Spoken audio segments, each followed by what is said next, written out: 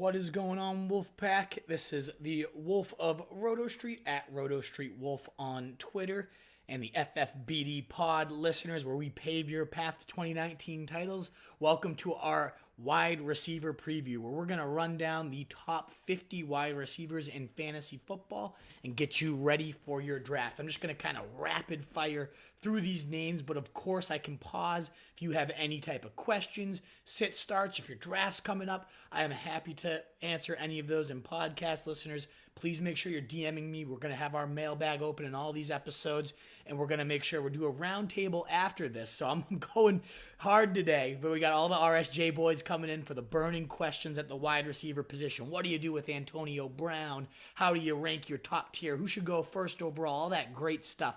So we got a jam-packed show, but we're going to start right now. I'm going to bang out my top 50 wide receivers in about 30 minutes here. So let's get fired up. Sonny, Anthony, welcome in. Glad you guys could make it. Ask away any questions you have, but let's get to it. Right here you can see I got 5 guys in my top tier, and that's essentially saying you can take any of these guys. Devontae Adams at 1, Hopkins at 2, Odell Beckham at 3, Julio at 4, and Michael Thomas at 5. Any one of those you could justify as your number 1 overall guy. I'm more partial to the top 3, but I know Julio has some real upside. He says he wants to have 3K this year. But I like Devontae Adams at the top personally. Why? Because one, the floor could not be higher. I mean, you take this guy's worst game last year, 14 points, and you extrapolate that over a full season, you're still talking about a top 12 wide receiver. His worst game, he literally did not have a single bad game last year. So I love that. The ceiling is also astronomical when you're the number 1 target for Aaron Rodgers, and he's already said, I want to get this guy more targets. He had like 170 last year, and he's saying he wants to get him more. He wants to cross that 200 target threshold. Sign me up all day. He's great in the red zone, great touchdown scorer. I love that. But if you justify, you want Hopkins because you like the Texans offense, you like Deshaun Watson better, fine by me. QB proof too. We mean, talk about high floors. We've seen him get it done with Tom Savage and nobody's his career. If Deshaun Watson can continue to progress as a pass catcher and this offense just gets back to those, when they were averaging 40.5 points per game just a couple seasons ago. Hopkins was on pace for like 16 touchdowns. I mean, that could potentially become again. So I love Hopkins. Think he's a beast. We already saw him score this preseason. But a lot of people love it. Anthony, you're saying you love can't guard Mike. I mean, he's just as safe as they come as well. I totally agree with Breeze. They have such a great chemistry, and he's just the clear alpha there of a great Saints passing attack. But Odell Beckham, if you're talking about the highest ceiling of this tier, it's got to be OBJ. I mean, him and Baker Mayfield are going to marry each other perfectly. This Odell Beckham, I think personally, might be the most talented wide receiver in the league. And what he does so well, Baker Mayfield throws to perfection. He's going to give him contested catches that he's never had with Eli. He's not going to sail the ball over his head like Eli has for years and years and years. This is going to be the best quarterback he's played with since ever. And it's going to be an unbelievable result. Plus, they have weapons all over the field, so it's not like you can just sit there and just take Odell Beckham out of the game. You got to scheme for everybody. So I really love Odell Beckham this year. I think he's got the highest ceiling. And honestly, on draft day, I sometimes find myself just taking him first overall. But Adams, to me, the highest floor, highest ceiling combination. Any one of these guys in this tier, though, you can't really go wrong. After the big 4 workhorses, being Alvin Kamara, Christian McCaffrey, and David Johnson, plus obviously Saquon, if you want to go one of these guys, I mean, the safety is so there, other than maybe with Odell because that injury history. But again, like I said, the ceiling, astronomical. Obviously, if Zeke reports, then, he's going to be lumped in above these guys. But I would take any one of them above any other running back besides those big 4. Matt, welcome. Anthony, has Tyler Lockett? Oh, I'm going to get to him. Don't you worry, Anthony. I got some great stuff to say on him, so just stick with me because I love him. Below those guys, though, round 2, I kind of call this tier like my still. These are like your elite number 1 target hogs. But right here in tier 2, these are still your upside wide receiver ones. Tyreek Hill, the number 1 scorer last year in all of fantasy among wide receivers. Humongous ceiling every single week. I mean, nobody can swing a matchup like Tyreek Hill. I call him the fantasy wrecking ball because he can just blow through your opponent, blow through a matchup. You might think you're out, and then Monday Night Football comes around and he puts up 50 points on the Rams. Like, you're never out of it when you have a Tyreek Hill. So if you want to take him above any of those other guys, you know what? I could say, I'll go for it. Why not, right? But ultimately, who knows? knows? Any of you guys, feel free to comment. Guy's obviously a scumbag, comes with some off-field risk, suspension, all that stuff. So I personally would go any of those safe target hogs. He does have some disappearing acts because he's a little bit more boom or bust, but those booms are so huge that round 2, especially if you already have like a nice solid workhorse in your stable, Tyreek Hill's unbelievable. You could always make the argument, though, Juju Smith-Schuster belongs over him and maybe any of these other guys ascending to that number 1 target role in the Steelers in Pittsburgh. I mean, that's a B. Think about what he's finished as the first, and the 5th wide receiver over the last 5 years, riding in that high-volume offense. Huge aerial pie with Antonio Brown's 15 touchdown and all those yards and targets removed. Juju's, all reports, ascended very naturally to that number 1, been much more mature in his approach to the game and just being able to move all over the place, not just the slot where he dominated last year. He's going to develop into a true number 1 alongside one of the best quarterbacks to play right now. I mean, you want to take him above all these guys. I still couldn't argue with you. I love Juju Smith-Schuster coming out this year. And Mike Evans kind of wraps up that tier of really high upside wide receiver ones. I think, Bruce Arians' no risk it, no biscuit attack. They're going to be chucking the rock. They're going to be chucking it deep. And he had the second most vertical yards behind only Tyreek Hill on plays of more than 20-plus pass yards. This guy can get down the field. He can make all the plays. Bruce Arians is apparently enamored with him. He said he's going to make him the focal point of that attack. And Godwin, Evans himself has said, me and Godwin are competing for number 1, so we can't act like it's just a locked-in target bath like some of these guys. But ultimately, I love Mike Evans. I've put him right in this tier. Below them in tier 3, this is what I call like the last acceptable wide receiver ones. Maybe you've gone horse, which I obviously endorse. If you know me, bell cows all day, baby. But maybe, you've done that and you're looking at round 3. These are the last guys I'd really want at my wide receiver 1 spot. Now, granted, in my last draft, my hometown league, I went cow, bell cow, David Johnson, Joe Mixon, Aaron Jones. So I didn't get one of my last acceptable wide receiver 1s, unfortunately. But I did, I'll tell you how I played it out when I get to some of these other guys soon. So you look at Keenan Allen, 90-plus catches in 2 straight years. Just the highest of floors around this tier. The injury risk, obviously the ankles flared up. You don't like to see that, but you're so safe. You're so steady. Philly Rivers is always getting it done. They have unbreakable chemistry. You're going to get, 1,300, 6-plus TDs and 90 catches from Keenan Allen. T.Y. Hilton, a little more risk these days because Andrew Luck, what the fuck's going on? Is that a calf? Is it an ankle? Is it both? Is it, And now he hasn't practiced this week. He hasn't practiced all preseason. He's moving around, warming up. There's guarded optimism he's going to be ready. But man, T.Y. Hilton's stock takes a hit. I get a lot of people raving about Jacoby Brissett. He looked great in their preseason game, but you can't even tell me the upside is as close when you have Jacoby Brissett chucking you the rock. Hilton's game went, he had, I think, 4 humongous blowups with Brissett and then 10 just useless games. So, you got to have that in the back of your mind when you're drafting T.Y. Hilton. Wouldn't be more than 2 or 3 games, I imagine Andrew Luck misses, but who knows? I'm not a doctor, and we have no idea what the fuck's going on. So he's become a little bit risky. I might even consider moving him below some of these guys, like the Vikings receivers, Adam Thielen, Stephon Diggs. I'd be interested to know what you guys, Anthony, Milk, all you boys out there, Sonny, which guy do you have higher among these Vikings receivers? I still have Adam Thielen above Stephon Diggs, but man, is it close. Now, granted, Thielen's looked great this preseason. He's caught 2 long bombs already from Kirk Cousins. I'm nervous about the end of the season last year after the first 13 weeks where he was the best wide receiver in football for fantasy purposes, at least. Showered in over 10 targets a game. John DeFilippo loves to craft that volume for the slot. He gets fired, though. Kevin Stefanski comes in, brings in Gary Kubiak as well this year. Both very run-centric guys. Thielen's targets dropped from over 10 a game to just less than 4. He had 12 targets across 3 games, so he had 4 targets a game. He had under double-digit fantasy points in all those weeks, so that makes me a little nervous. I love that he's seemed a little bit, he seems like he's back these last few weeks, and it seems like he's still a central part of that offense.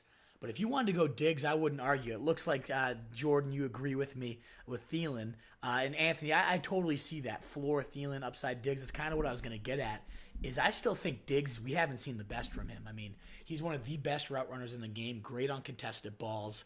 I think Diggs could truly explode to a level we've never seen. And you think about some of those past Kubiak wide receiver ones, it's been more of that, Andre Johnson, those alpha contested ball guys. Whereas Thielen's great route runner, great separator, tracks balls as well as they come. I feel like Diggs might be a little more crafted to what he likes to do, Stefanski and Kubiak on offense. You see, I have them both neck and neck. I mean, they're both going to feast, and they're really like the only two options. Yeah, Kyle Rudolph, obviously Cook out of the backfield too, but they don't really have any other wide receivers. They don't run a ton of 3 wide receiver sets, so I like those guys a lot. Now, granted, I would have had above all these guys just a few weeks ago is Antonio Brown. But what the fuck is up with that dude? I mean, I should have seen the signs coming when he went through his blonde mustache psychotic stage. Like, what the fuck was that about? Either way, it doesn't seem like his head's become any clearer. You got the chirotherapy stuff going on with the feet, the blisters. You don't ever want a foot thing going on with your wide receiver, with any player, but especially your wide receivers like Antonio Brown that rely on their shiftiness and their route running and their craft of it. You can't play with, disgusting broken feet. It seems like that's not an issue, but now he's complaining about the helmets. He's filed, 18 different fucking grievances to the league? I don't know, man. It'd be hard to trust him as your true anchor. If I already had my wide receiver 1 and now he's sitting there towards the tail end of 3, early 4, then absolutely all day. I mean, this guy's still a generational talent that knows how to get it done, that loves the game and works his ass off. So I think he's going to get it figured out eventually. And Gruden loves to throw to his wide receiver 1. He's going to craft some amazing plays for AB, but you can't pretend there's not some risk. Like, this team starts 0-7 and he just gets back into his own head games. He has that one game with Derek Carr doesn't throw him the ball. He throws a temper tantrum. I mean, he's throwing temper tantrums about his helmet. Imagine what he's going to do if he has like a 0 target day. I don't know. It's a lot of a migraine type of headache for a player that, yes, he's kind of worth it at times. I still don't know, man. It's tricky, and that's why he's gone from, above Mike Evans and in this elite tier to now like a last acceptable wide receiver 1, ideally your number 2. And then we move on to Edelman. He might get kind of bumped down to this tier now with Josh Gordon coming back. And Anthony, I hope I answered that question. Does T.Y. stay in the tier if no luck? Probably not. I bet you he bumps down to tier 4 with Tyler Lockett, who I know you asked about. We're going to talk about him now. But first, Julian Edelman. I mean, look what he did over the playoffs as that number 1 alpha in this offense. Over 130 yards a game, over 11 targets a game. Why wouldn't he pick up where he left off, especially with Gronk out of the lineup now? Yeah, Gordon comes back, but Edelman, whenever Gronk's been out of the lineup, averages 18 and more fantasy points per game. The wide receiver 9 when Gronk's been out of the lineup in terms of average points per game. He's going to be the offensive heartbeat. Yeah, they're leaning a little more on the run, and it's going to continue to evolve that way. But Edelman and Brady, that bond is just inseparable, and he's so goddamn good. So I love Edelman. I'd be fine with him as my wide receiver 1, especially if I went horse, and he's sitting there in round 4. I mean, that's the perfect guy. His mustache looks like mine. Creeps me out, too, and it makes it even more creepy now that you made that comment, too. Diggs reminds me of Sanders. Yeah, and we're going to talk about Manny Sanders, too, Anthony. I'm glad you brought his name up. We're going to get to him, but he's one of the biggest risers of the preseason. Man, did that guy look good. But the man of the hour, Tyler Lockett, got a lot of questions about him. And if you haven't listened to any recent podcasts with, whether it's with Barrett, whether it's with Elliott, this guy is unbelievable. Some of the sharpest minds in the game love him. And I certainly love him too, whether you consider me one of the sharper ones or not. Tyler Lockett's going to win you some fucking leagues this year.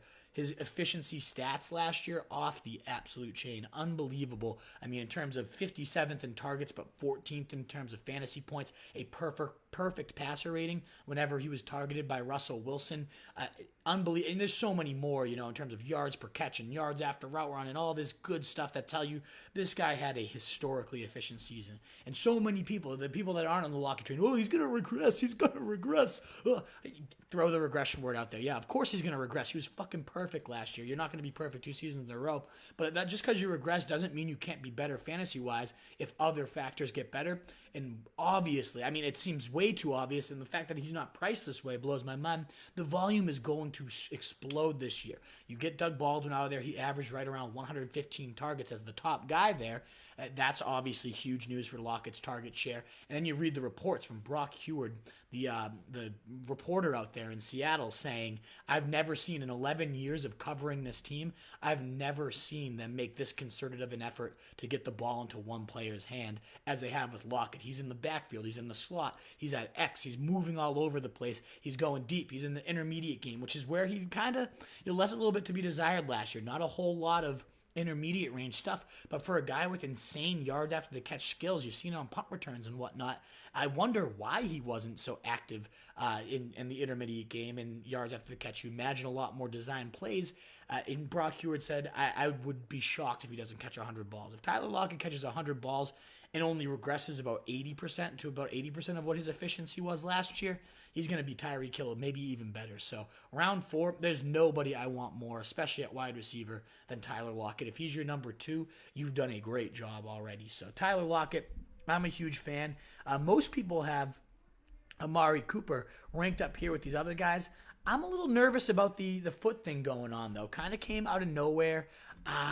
It just seems to me, I don't know. Cooper has always been so boomer bust and injury prone and whatnot. So to have these little foot issues coming up already puts me a little bit off him. I'm not going to lie about that. And there's another interesting stat. Our guy Scott Barrett from Pro Football Focus, again, a great podcast. If you haven't heard that, go back and listen to it.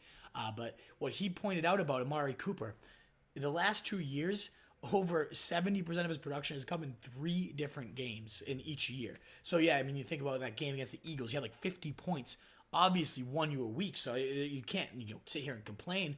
But that means he definitely had a ton of busts. If you take, it was ridiculous how many single-point games he had, too. Granted, when he got to the Cowboys, he got a nice steady target flow. He seems to be in a better groove with Dak. I still like Cooper. I just want to know he's 100%. It's still just a little boomer busty for me to consider a true wide receiver 1 like these other guys that can, truly anchor me. It doesn't mean he can't just blow up the season and have 1,610. He's got that upside, but still, a little bit more boomer bust for me. Tunes, I see your question. I'm definitely going to get to it after this tier right here. And I call this tier like my elite wide receiver 2s. I'm very happy if I leave a draft with 2 horses. I got my number 1 in round 3, and then one of these guys is my number 2 in round 4 or 5 or so. I'm very happy. I love Brandon Cooks, though, but I'm actually going to adjust this literally on the fly with you guys because I drafted on Sunday, and I had this decision staring me at the face in round 4, Godwin or Brandon Cooks, and I went Godwin. I mean, 100 potential receptions, so Bruce Arians is saying he's going to be in that slot role. We've already seen it in the preseason. Bruce Arians said this guy's going to play every snap. He's never going to come off the field. He's been on every single snap so far of Jameis Winston this preseason. 2 wide receivers. He's out there with Evans. 3 wide receiver. He kicks into the slot. And what a terror this guy can be. 6'1", rangy body, great ball skills, can leap, good vertical. He's going to be a terror out of the slot in that Larry Fitz role. Think about what Larry Fitz did at like age 35 out of the slot. They sent him on tons of deep posts, all that stuff. Godwin's going to have insane route design from Bruce Arians out of the slot, who's, again, Bruce Arians, if you didn't hear it the first time, has called him a 100-catch candidate, and it wouldn't shock me if he hits there. Mike Evans has already said, I don't know who's wide receiver 1 here. I mean, we're competing for that role, me and Godwin. He's looked so goddamn good. He didn't say that exact words. Don't quote me on that. But still, he said how great Godwin has looked. Everybody has gushed about it. You see the highlight tapes, all the clips coming out of camp. As a number 2 wide receiver with this explosive aerial pod, I love me some Godwin. I think he would definitely be one of those guys that ascends to the wide receiver 1 level. And that's a kind of 180-degree turn early in the offseason. I think it was more about all the hype he was getting. Everybody wanted to suck Godwin off. And I was like, oh, screw him. He hasn't earned it. But then you really look at the situation and his talent and everything. The volume, the talent, it's all going to be there. I love Godwin. So Brandon Cooks, though. I still really like him as well. And you see all 3 Rams receivers at 18, 19, 20. In case you're trying to count the numbers here, Lockett's at 15, Cooper 16, Godwin 17, Cooks 18, 19, Robert Woods 20, Cooper Kupp 21, Kenny Golladay is where we're at right here. And I go all 3 Rams wide receivers in a row just because it is such a great passing offense. I mean, over 30 points per game in the last 2 years on average for the Saints, Sean McVay knows what he's doing, and even though it's spread out between three, it's such a consistent volume, and they design plays so well for each receiver and what they do well. Each one of them is going to have great games. So I really like all three of these guys. In particular, I like Cooks the most. He's the most vertical, the most weekly upside, in my opinion. Just get that 60-yard bomb and score. He averaged the most points out of these guys when all three were on the field as well. 19.5 was better with Cooper Kupp on the field instead of off it. Same with Robert Woods. He was better as well. He's the engine. I mean, he had the most targets of all these guys. He's probably the safest, the most consistent floor. I'd love to know what you guys think as you're tuned in. What you think of the Rams receivers, who you would take first. But I go Cooks, Woods, and Kupp in that order. We're going to discuss it as an RSJ crew tonight, again, on that burning episode. But let me know what you guys think of these three. Then Cooper Kupp, I mean, coming off an ACL tear, but Jay Glazer came out yesterday and said he's looked as healthy as he's ever looked. He's testing faster than he tested before the tear. So, I mean, I love Cooper Kupp. He's so silky out of the slot. Great security blanket for Goff. Has great in the red zone, too. I mean, Cooper Kupp, what's not to like there? Kenny Golladay falls at the bottom here, and I'm a little bit lower than the ECR on Kenny Golladay. Darrell Bevel is such a run-heavy coordinator. He's only had 3,000-yard receivers in 12 years of calling plays. Golladay is a supreme talent, 6'3", moves well, can leap. Like, he's got that typical target me, pepper me style build. But I don't know. It just doesn't seem, Marvin Jones had just as many targets. Kenny Golladay only really blew up when Jones and Golden Tate had both been removed. And now that Jones is going to be back, who Stafford preferred in the red zone, there's just a little bit to be skeptical about with Kenny Golladay. I'm lower than the consensus on him. Someone I'm not lower on the consistency, and now we move into tier 5, which I call like the elite wide receiver 3s, the last acceptable 2s, but I mean, I don't want these guys as my 2s. This is where I really lean on for my wide receiver 3.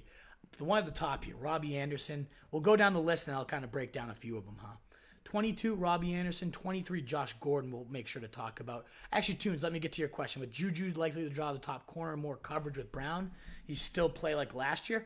I think it's a great question, Tunes, and that's the concern a lot of people cite with Juju Smith-Schuster. An awesome question again.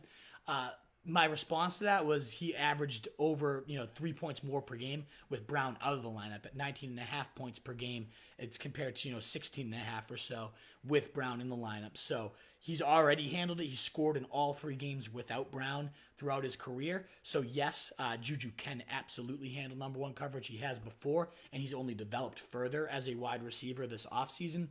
So yes, Coons, I'm not worried about that. Initially, that was kind of my concern. He's now a bigger focal point, whatnot. I'm not anymore. He's going to dominate it.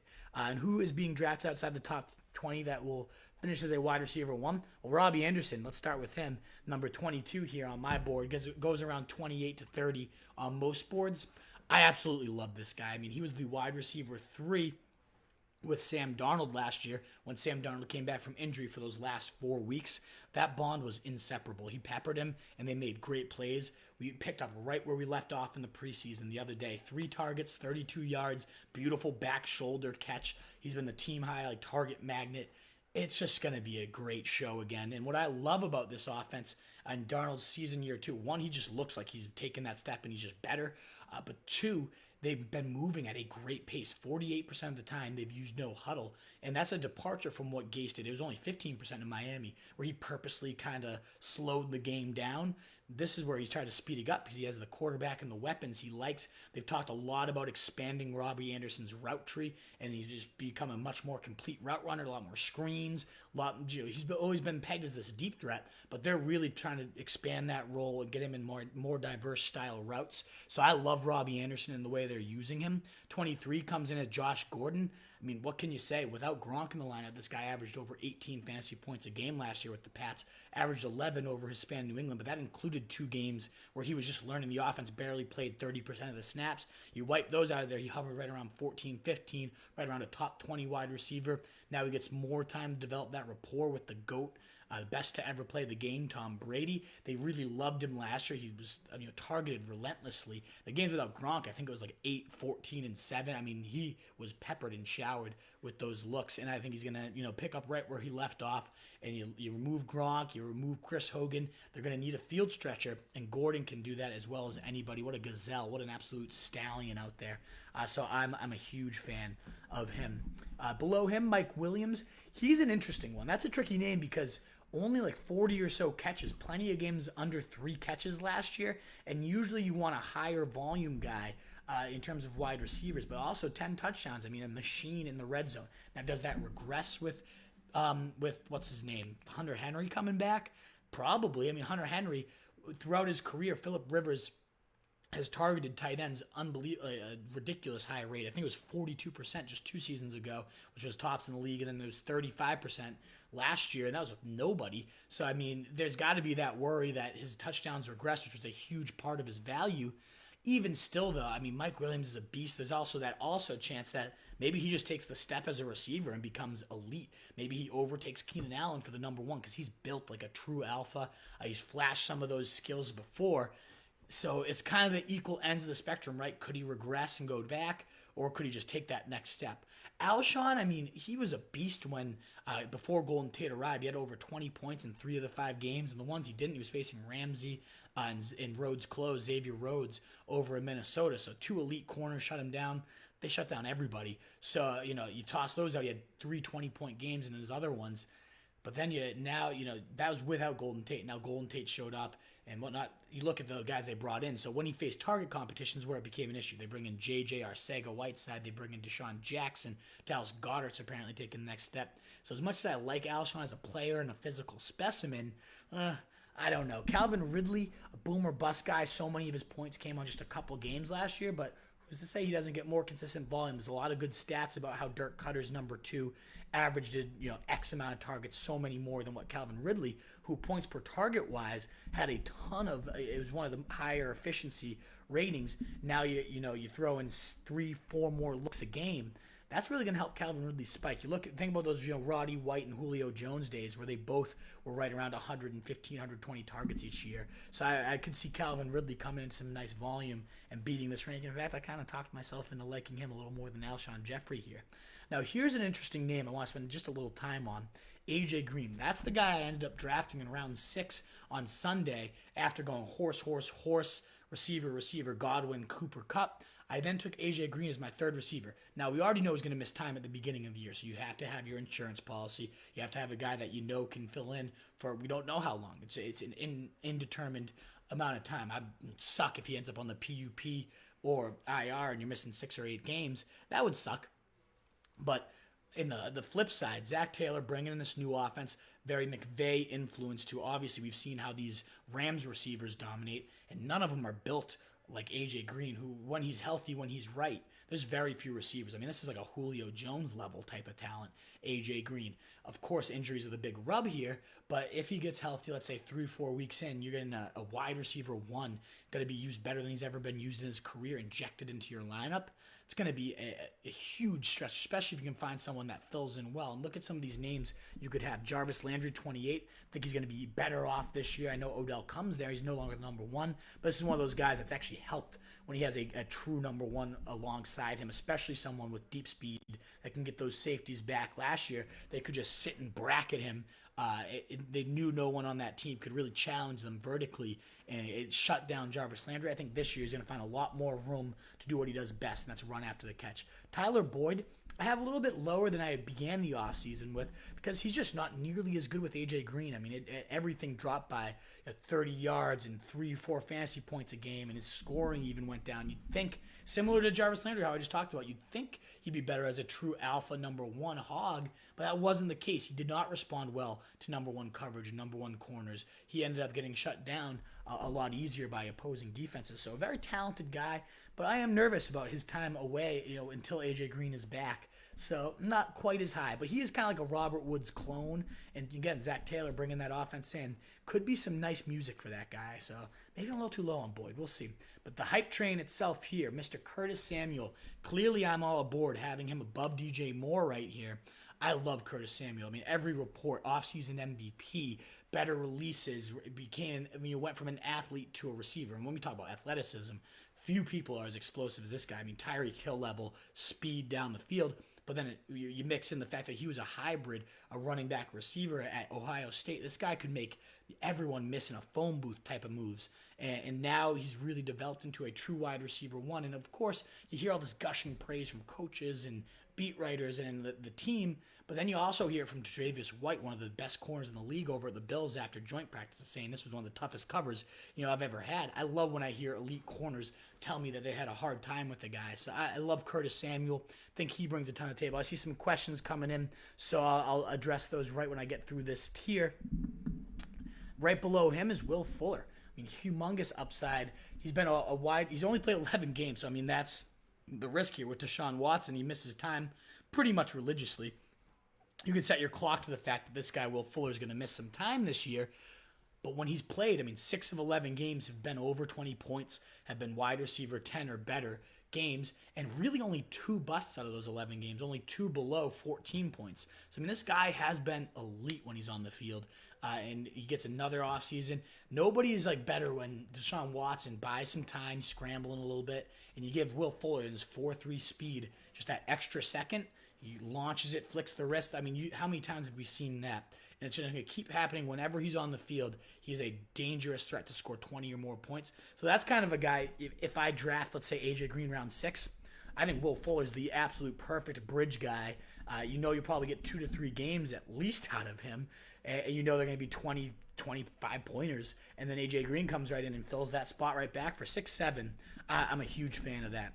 Allen Robinson, a guy I'm lower on than the ECR, just they spread the ball out so much there, and I get that he's healthy and he's looked like a true number one. He's looked much better this offseason, but it's just Allen Robinson doesn't excite me because of Mitch Trubisky, because I think David Montgomery takes a big share of that offense this year.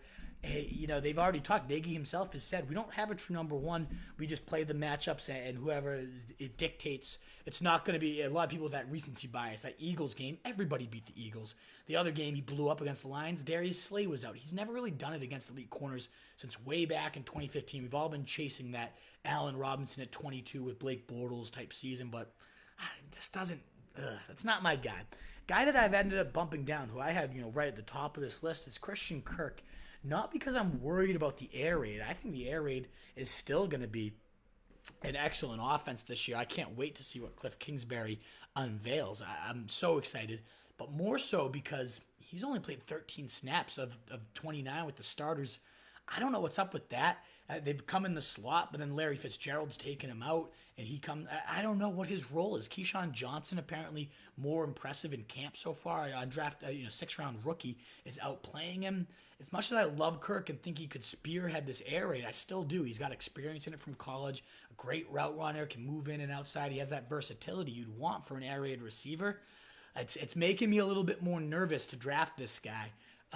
And then DJ Moore down here, that's more because Curtis Samuel's emergence. I still love Moore. I talk about explosiveness with Curtis Samuel just as much as explosiveness with DJ Moore. I just think Samuel becomes the more complete receiver and kind of takes that number one role. But you're still going to have plenty of huge games from DJ Moore, especially after Cam Newton's kind of evolved as a passer and is more willing for those short dink and dunks where he lets his receivers do the damage. I think Moore had, the second most yards after the catch last year. You're going to see plenty more of that racked up.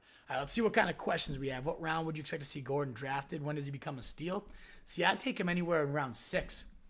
So anywhere there, 6 and beyond, I think is great value on Josh Gordon.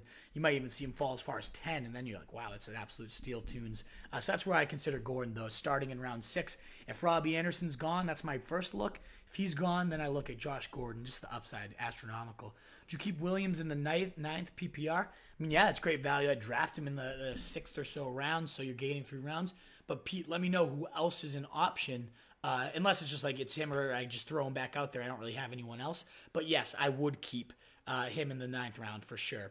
Tom, my man, danger close. Glad you could tune in. Still got to get you that mock draft done. You're my guy.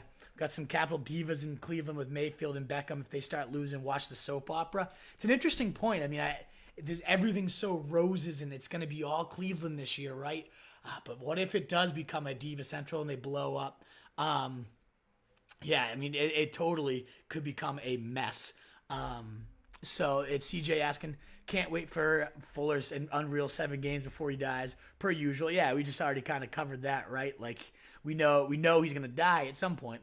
Why are you so low on Gallup, Link asks. It's not really that I'm low on him. I might just have him lower in these rankings than I probably should. He probably does belong, Link. And I'm glad you pointed out. That's kind of why I do this show is maybe I have a mistake or two in here. And Gallup looked great so far this preseason. Some of those catches he made, very high degree of difficulty. And if Cooper's injuries flare up, Gallup has looked like he maybe will take that next step. So you're right. Maybe he belongs more in this kind of tier right here with these top 50 or so elite bench guys. I like Gallup, and I know you're a Dallas guy, so Link, comment in. Let me know what your thoughts are on him, why I should be higher. I could be swayed because I do like the talent. I don't know how high volume this passing attack will be. Let's say Zeke doesn't show up, then I think that's a nice little bump for Gallup. It means more of a pass-centric offense, in my opinion. And Kellen Moore, a lot more no huddle, a lot faster pace is what the rumors are out of camp. So I could be sold. Give me your case, Link. Write it in. Comment in. Let me know why I should be higher on Michael Gallup. And then Pete asking, just him, nobody else. So I'll keep. Yeah, why not keep him? Right? Like at that point, I'm happy to keep him. 14-teamer. So yeah, 9th round for him. Great value. Sam, Dad doesn't have the guns to show off the tank, so I can't give that precious merchandise for somebody with such weak pipes. I need him to do 100 push-ups this night before I give him a tank top. You see a little bit more muscle out of those arms. But I do love the poof, so nonetheless. All right, let's wrap this up because I do have my round table in about 9 minutes with the RSJ boys. So I got 15 more guys to cover in 9 minutes. Let's rapid fire through them. Larry Fitzgerald, 100-catch candidate in that air raid offense. Drew Hollingshead, who played under Mike Leach, played with Cliff Kingsbury. He's his head coach. He said Larry Fitz is tailor-made for this offense because of his route savviness, his reliability, his sure hands, and just his ability to feel out defenses. Huge fan of Larry Fitzgerald, so I love him. Marvin Jones, I might be a little low here on him because who knows who's the true number one. I just see such a low-volume aerial pie with the Lions that I don't really want him or Golladay. There's other guys where Jones goes, and there's other guys where Golladay go. I just have higher than him. But in terms of talent, I mean, this guy's as acrobatic and makes some great catches. Just not my guy. I'd probably rather even have Deshaun Jackson. Deep threat. They're saying it's been automatic in camp. Him and Wentz, the deep ball, translated from OTAs where it was just on point all day. They work together every day after practice to build that chemistry. So I'm a huge Deshaun Jackson guy. Still, the active leader in yards per catch. I think it's like 16.9 or something to that. One of the best deep threats. He ran, over 20 miles per hour more than any other player last year. He still has it. If your question is, does this guy still have the deep speed? Then just end those concerns now. He still has it. Wentz has one of the best deep arms. I love Deshaun Jackson. He's still going to do it. D.D. Westbrook, playing that slot over 70% of the time with the Jaguars last year. John DeFilippo, you might have heard me rave about it earlier. Adam Thielen last year led the league in targets out of the slot. Nelson Aguilar the year before with the Eagles had his breakout season, his one useful year out of the slot under DeFilippo. So, is that going to now help D.D. Westbrook ascend? Quite possibly could. His 5 touchdowns out of the slot last year were the most in the league. Maybe better usage. You get Nick Foles, who has a history of peppering those slot weapons. History with John DeFilippo, who's peppered those slot weapons. I think this offseason's been fantastic for D.D. Westbrook. Reports are he's been the star of camp, makes a routine play, makes the huge plays look routine by the day. So I'm a big fan of D.D. Westbrook. Sterling Shepard, I like too, especially if Daniel Jones can ascend. The reason I don't like him is Eli Manning. Eli Manning fucking sucks. He's useless, but Daniel Jones has looked really, really good. Now, maybe it's just the preseason, but the balls this guy made, the throws he's thrown, back shoulder and hitting receivers in stride and just it spins so beautifully off his arm. My only concern is how stubborn these owners are being. They keep saying, we really hope that Daniel Jones doesn't make a start this entire year, which, again, blows my mind that you reach for him at 6, but you don't want to get him in there over Elisha Manning. Awful quarterback. So until Eli's gone, I can't be that high on Shepard, but if and when Daniel Jones takes over, I could see Shepard exploding. He's had a couple big seasons in his early career, and you move Odell, Golden Tate suspended for 4 weeks. I think him and Evan Ingram really just get bathed in targets because this Giants team's going to suck. They're going to be playing from behind quite a bit. Sammy Watkins, I'm very significantly lower on than the expert rankings. Yes, he's in the Chiefs' offense. Yes, he's technically the number 2 in this offense. And surefire thing, he is absolutely talented. He's been an alpha wide receiver 1 back with Buffalo and different teams. With Tyrod Taylor, he's gotten it done. Can you not get done with Mahomes? I mean, not really. He's the number 4 probably on the target total poll when you consider Travis Kelce, the running back, Tyreek Hill. And, that's led to some blow-up games as the number 2 when he's got no defensive attention and he streaks right through them. But ultimately, he's just so boom or bust. And you got to, of course, consider the injury concerns. You can't feel great about Sammy Watkins. I just don't see it. Why stomach those injury risks when there's better upside like a guy maybe like Dante Moncrief, number 2, and the Steelers just played 9 of 14 snaps with the starters this season so far in the preseason. James Washington, as good as he's looked, he's only played 1 snap with the first team offense. So Moncrief, if he has that job on lock, 220 targets available, 225, over 40% with Antonio Brown, Jesse James gone, the running back gone too. There's a lot of volume up for grabs, and this guy 6'3", runs a 4.4 40, has a 40-inch vertical. I mean, he had 12 touchdowns in his 14 games with Andrew Luck, but since then he's had Brissett and fucking Blake Bortles chucking rocks over his head. So, Moncrief definitely in a much better situation. Now, rapid firing through these last guys. Crowder labeled 100 catch candidate out of camp. Him and Darnold have apparently had unbelievable chemistry. They're saying he's going to be a reception animal, is what the Athletic calls him. Valdez-Scantling, obviously, just built like a freak, playing as the number 2. He's clearly taken a next step, according to Rodgers, playing up to his speed, and he's a fast man, 4.3 speed. So if he's playing like that in the games, that's great. But right below him, Geronimo Allison, the slot receiver there, kind of a more reliable guy, has an established rapport with Rodgers, so tons of upside there. Corey Davis, I absolutely hate. I think he's garbage. I think he's the most overrated wide receiver in fantasy. He couldn't get it done last year when he was legit the only guy that was getting targets, and now he gets more competition from Humphreys and from Marquise Brown and from Delaney Walker returning. Not going to get it done because he sucks. Mariota sucks. Nothing to worry about there. Just don't draft Corey Davis, for the love of God. Don't do it. Cortland Sutton, I think Manny Sanders is the true number 1. Did we talk about him? Where is he? Oh, Manny Sanders. I somehow skipped him. Absolutely love what Manny Sanders showed the other night. Looked fully healthy. 19-yard run, blew through the defense, and had like a 35-yard touchdown call back on a penalty. He showed that he's got that explosiveness still. 32 coming off an Achilles. You got to worry about him overcompensating or a risk of injury. But when you can get him after pick 100, one of my favorite steals of the draft. I'm all for it. Dante Pettis, I'm clearly lower on the experts, about 10, 15 spots lower. I just don't think he emerges as the number 1. He hasn't done it yet. They're saying he has to earn his role, and Deebo Samuels continues to make the plays instead of Pettis. I think it's the Deebo and the Jalen Hurd show eventually. Maybe I'm wrong. He had over 18 fantasy points per game in his 4 starts at the end of the season. I was ready to be on the Pettis train, but he just hasn't shown up in the preseason. His practices have been inconsistent. A lot of ball security, a lot of drops.